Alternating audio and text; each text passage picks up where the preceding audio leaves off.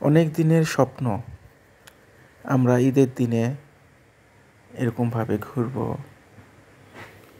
রাস্তায় রাস্তায় বিভিন্ন সুন্দর সুন্দর জায়গায় যাব। তো আল্লাহর অশেষ মায়া দয়া করুণায় আমরা যেতে পারছি। তো সেটাই আপনাদের সঙ্গে শেয়ার করতেছি। এই ভিডিওটা একটু বড় হবে, আপনারা দেখবেন আশা করি। তো এই যে ঈদের দিন সবাই আসছে, দেখেন ছবি তোলার স্টাইল দেখেন, একের জনের এক এক রকম পোজ। আমরা অবশ্য ওঠানোর জন্য বেশ কিছুক্ষণ দাঁড়িয়েছিলাম, আমাদের মতো অনেকেই দাঁড়িয়েছিল ছবি ওঠানোর জন্য। ঈদের দিনের জন্য অনেক ভিড়, গাড়িটা রাখার জন্যও জায়গা পাচ্ছিলাম না। আর ভিড় হবে না কেন, ঈদ বলে কথা। অনেক সুন্দর পরিবেশ, সুন্দর জায়গা, সবাই নতুন নতুন পোশাক পরে আসছে, অনেক সুন্দর করে সাজুগুজু করে আসছে। আমরাও তার ব্যতিক্রম নয়। যাই হোক, এই যে আমিও পোজ দিচ্ছি, উঠালাম ছবি। আর এই যে আন্ডারপাস দিয়ে গাড়িগুলো আসছিল যাচ্ছিল, এটা অনেক সুন্দর লাগছিল দেখে।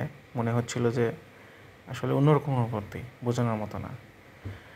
তারপরে রাতের সৌন্দর্যটা আরও বেশি, দিনে যতটুকু সৌন্দর্য রাতেরটা আরও বেশি, কারণ অনেক লাইট, চকমকা আলো।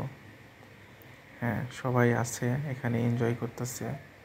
আর এক একজনের তো এক এক রকম ভাব, দেখলেই হাসি পাচ্ছে। তো আমরা খুব এনজয় করছি, ভালো লাগছে।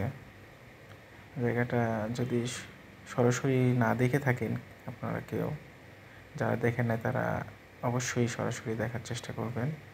বিশেষ করে এই জায়গাটা অনেক সুন্দর, অনেক সুন্দর। এটাকে গোল চত্বরও বলা যায়। চারিদিকে রাউন্ড দিয়ে লাইটগুলো সুন্দরভাবে পড়তেছে। তারপরে অনেক প্রাইভেট কার, বাইক যাওয়া আসা করতেছে, শাঁ করে চলে যাচ্ছে, দেখে অনেক ভালো লাগতেছে। তো আমরাও খুব ভালোভাবেই দেখলাম, উপভোগ করলাম।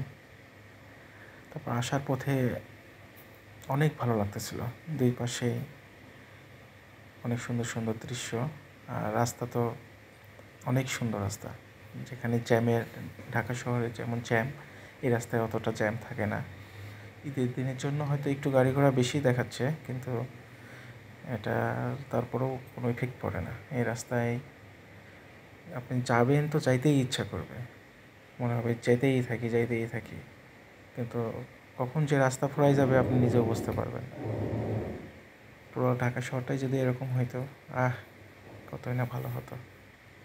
তো যাই হোক, দিনের চেয়ে আমাকে রাতে বেশি ভালো লাগছে। তো ইনশাল্লাহ আবার পরে নেক্সটে যাবো আশা করতেছি। ঈদের পরে কিছুদিন পরেই যাব, তখন আরও বেশি ভালো লাগবে আশা করি। আর